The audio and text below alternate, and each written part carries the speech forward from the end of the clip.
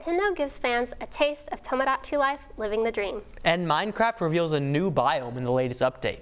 The Denton download starts now.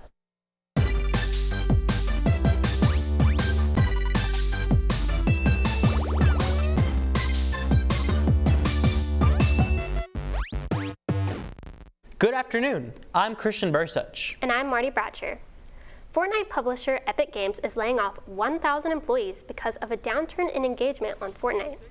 Epic Games CEO Tim Sweeney said in a message to staff that Epic was spending more money than they were making, and that they needed to make cuts to keep the company funded. Aside from issues with the Fortnite player count, Sweeney said industry-wide changes also had an influence on the decision. He clarified that the layoffs were not related to AI.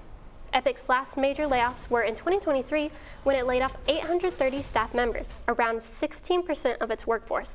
Afterwards, Epic was believed to have around 4,000 employees, meaning these layoffs affected a quarter of the company. In a separate announcement, Fortnite devs also announced several game modes which will be going offline on April 16th. Rocket Racing, Fortnite Ballistic, and the Festival Battle Stage.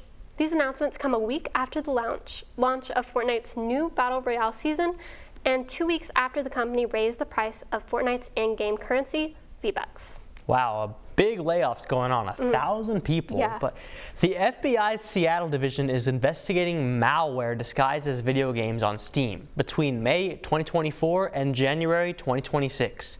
The FBI identified 7 specific Steam games that included malware: Block Blasters, Chemia, Dashverse, Dash FPS, Lampy, Lunara, Piratefy, and Tokenova. The malware in Block Blasters notoriously scammed a Twitch streamer out of over $30,000 in cancer treatment donations last September. The malware stole over $150,000 from 261 Steam accounts. Piratefy may have had over 7,000 players who could be affected by the malware. All the games have been removed from the platform, and the FBI has asked for victims of the malware found in Steam video games to come forward and submit an inquiry at steam_malware@fbi.gov. It's pretty scary to think the games that you like to play could be stealing your information and money. Absolutely. Yeah, just Terrifying. teaches you to be a little more careful. The co-founder of Super Microcomputer was charged with diverting $2.5 billion worth of servers with NVIDIA's AI chips to China. 2 others are also charged. One worked in the Taiwan office of Supermicro, the other was a contractor.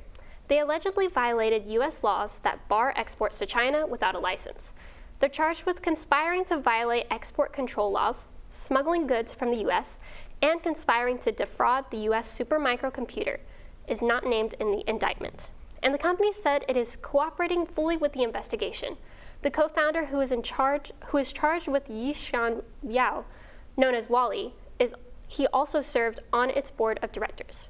Super Microcomputer released a statement Thursday saying it has placed Liao and one of the others on administrative leave and ended its relationship with the third. Nintendo has announced a new pricing strategy for its Switch 2 games starting in May 2026. Starting with Yoshi and the Mysterious Book, Nintendo will begin retailing the physical edition of games for $10 more than their digital counterparts. Nintendo wrote, "Nintendo games offer the same experiences whether in packaged or digital formats, and this change simply reflects the different costs associated with producing and distributing each format, and offers players more choice in how they buy and play Nintendo games." The strategy will only affect newly released Switch 2 games, so Mario Kart World and Donkey Kong Bonanza will not see price raises. There have been a lot of rumors and speculation going around about Nintendo Switch 2 prices, and many analysts believe the console itself could see a price raise by the end of the year. I really hope that Nintendo Switch doesn't get another price raise, but it could happen with all the tariffs. But yes. A way around that, according to a Bloomberg report, Nintendo is cutting Switch 2 production by over 30% amid lower than expected holiday sales in the US. Despite a historic launch seeing it sell more than any other console in its first 24 hours, the Switch has failed to maintain that momentum outside of Japan, falling short of sales projections. Despite the production cuts, sources suggest that Nintendo still intends to reach its goal of 20 million units sold by the end of the fiscal year. The decision to cut production reflects the changing market conditions rather than spell success or failure for Nintendo's newest console.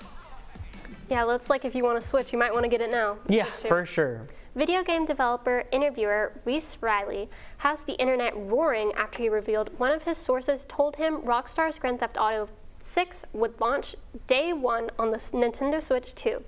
Riley claims the Switch 2 edition will be announced by early May.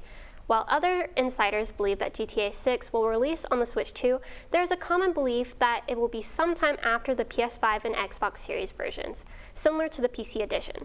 After the launch of the Grand Theft Auto trilogy, the definitive edition on Nintendo Switch systems, nothing is impossible. I would love to see GTA. Could you imagine laying and playing GTA 6 in handheld mode? Yeah, I never would have thought. Marvel Rivals developers confirmed that the game will also be coming to the Switch 2 in an interview with IGN. Marvel Rivals executive producer Danny Koo said the port was already in progress and that when they have news, they'll announce it. In July of last year, the devs said a Switch 2 version was being considered. Season 7 of Marvel Rivals just launched, bringing White Fox and Black Cat to the game. Will the Switch 2 edition of Marvel Rivals launch with Season 8? Will the Switch 2 edition play cross-play with other consoles? No matter when it releases, it's going to be great for Marvel Rivals to allow all the Nintendo fans in on the fun. I mean, Rivals, people love to talk about the player base declining. Opening it up to a whole new family of consoles, that could be huge for Rivals. The fact that all these games are getting released on the Switch 2 really spells how well the Switch 2 is able to run games. Like, absolutely. Everyone is getting in on it. Nintendo and the Pokemon Company have finally announced that Pokemon Champions will be released on Nintendo Switch consoles on April 8th. It will come to iOS and Android later in the year. The game won't have a native Switch 2 version, but Switch 2 players will have a free update which boosts the visuals for the newer console. Pokemon Champions will have single and double battles with 3 online battle modes: ranked, casual, and private. The game is described as free to start, with a paid starter pack and battle passes. The game will launch with a small selection of Pokemon and will add more over time. Honestly, I'm a little worried about like the paid aspects of the game, but I am really glad that it's coming to like iOS and Android. That way, even though I can't take my Switch everywhere, I can take my phone everywhere. Right. And I do want to battle people. I'm so excited to battle actually other people in Pokemon. Me too. Yeah. After dropping early access content and an overview trailer for Tomodachi Life Living the Dream, Nintendo released a demo for the game today. The overview trailer showed how players can create their own pets, food, and house designs for their Miis. The new face paint option is available from the start. The face paint lets players create unique Miis without forcing themselves to place Mii features in a specific way. In clips posted online from the demo, players have more freedom in Tomodachi Life Living the Dream compared to previous games. There's no censorship for island names, catchphrases, and topics Miis can talk about. Content creators that received early access copies showed off the game's character customization, minigames, relationship progression, and in-game menus on Tuesday. Unlike previous Tomodachi Life games, players can choose the gender preference, pronouns, and clothing preference of their Miis. Miis can be male, female, or non-binary. Players can also set up Mii familial relationships on the island so they can avoid their Miis having some really awkward crushes. Some minigames reminiscent of bowling, red light, green light, the iconic Shadow Quiz game, and more were seen in early access footage. Players can earn happiness points called Warm Fuzzies to unlock more in-game features. Also, unlike earlier titles, players can encourage certain Miis to talk and begin friendships by physically picking up and dropping them in the same place. Unfortunately, it looks like the game only has local Mii sharing right now, but hopefully online Mii sharing will be coming in the future. Tomodachi Life Living the Dream is available for pre-order for the Nintendo Switch at $59.99, and the demo is available now. The game releases on April 16th. The last game in the series, Tomodachi Life for the 3DS, was released in 2014. 12 years later, Yes. Here we are, we're coming back. I cannot tell you how excited I am for this game. I'm going home and I'm playing the demo all night. Good. I'm so excited. Minecraft's live stream event over the weekend teased new updates, spin-offs, and other announcements. Minecraft Dungeons 2 will be releasing this fall. Like the first Minecraft Dungeons game, players will be able to team up with friends to explore dungeons, battle mobs as wizards and knights. In the sequel, players may discover what's in the secret portal in the ancient city. Another announcement reveals a new biome coming to Minecraft Chaos Cubed. The biome features stinky caves and toxic pools with new block sets, Cinnabar and Sulfur. The Sulfur Cube is a new mob that comes with the biome. The Sulfur Cube can absorb blocks, which changes how it looks and acts.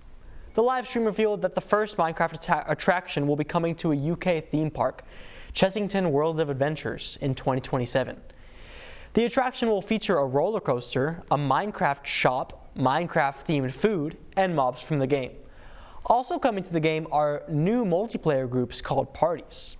On Tuesday, Minecraft's Tiny Takeover update dropped, which added baby mobs to the game. It's one of the largest cosmetic updates released for Minecraft. PlayStation has announced it will shut down another first-party studio, this time being Dark Outlaw Games. Dark Outlaw Games was formed in just 2025 and didn't release a single project, but they are the second studio Sony has shut down in just the last month. According to reports, Sony isn't done closing studios just yet, so keep your fingers crossed that your favorite studio isn't next. And according to analysts, Marathon hasn't lived up to the expectations Bungie and Sony had for the game. The lead-up to the Extraction Shooter's release was riddled with controversy, from an AI art scandal to reports of problems among developers.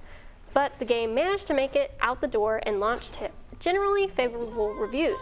Reese Elliott, head of market analysis at Alinea Analytics, took to Twitter to report that Marathon has sold 1.2 million copies across all platforms and just 217,000 on PS5. For a Sony-owned company, it has to be alarming for such a low percentage of the player base to be on PlayStation. While many blame a confusing user interface, Bungie is looking to make a lot of changes in the future that will make the game more appealing to casual players on all platforms. Yeah, speaking of Bungie, Destiny 2 kicks off its Guardian Games 2026, an annual event that pits all three classes against one another by taking part in unique modes, earning medals, and obtaining unique loot. Despite there being a lot of uncertainty surrounding Destiny 2 and its immediate future, Bungie is keeping to its annual schedule, bringing back Guardian Games as part of its seasonal rotating events, including the likes of Solstice, The Dawning, and the Festival of the Lost. Destiny 2 has entered a rough patch following the end of its decade-long Light and Darkness saga. Although Destiny Renegades was well received, player numbers continue to decline, leading many to question the future of Bungie's iconic franchises. Hopefully, Bungie's not one of the studios that Sony looks to close soon. They haven't been producing much for them. Yeah, at least they did make some games, though. Yeah, I mean, legendary studio. It would be a shame if Bungie got shut down. It really would. Call of Duty fans have migrated back to the Modern Warfare 2019 after the game recently went on sale for as low as $5. Since Treyarch Black Ops 7 launched in November, the game has failed to retain a consistent player base, with many saying this is the worst state the franchise has ever been after the Microsoft acquisition. When the player count erupted last week, Activision announced a double XP weekend for Modern Warfare, bringing an all-time high player count on Steam with 60,000 players. You know, one thing when I was researching that, it says an all-time player count, but Modern Warfare 2019 didn't release on Steam until 2023. Wow. So it was kind of doomed from the start in player count, but I'm glad PC players who maybe never got a chance are finally getting their hands on it now. In other news, Titan has been revealed for the upcoming Invincible Versus, and he seems to be a brawler character joining the roster about a month before the game is set to release on April 30th. Invincible Versus is a 2D fighting game similar to Dragon Ball FighterZ, and it's building a roster full of iconic Invincible characters. Titan was featured just last week in the premiere of Invincible Season 4, but we'll have to wait until Invincible Versus launches on April 30th to see him again. Season 2 of Daredevil, Born Again, premiered on Disney Plus on Tuesday. Trailers for the season revealed a new blackout Daredevil suit and the return of fan favorite Jessica Jones. The season will run for 8 episodes total, featuring Daredevil and other street heroes of the Marvel Universe taking down Mayor Kingpin. New episodes will release Tuesdays at 8 p.m. Central Time, with a double episode dropping on March 31st. That's next week. The show was already greenlit for a 3rd season, which will be filmed this summer and premiere spring of 2027. That's all for this week. I'm Marty Bratcher. And I'm Christian Bursuch. The Denton Download will be back next Wednesday.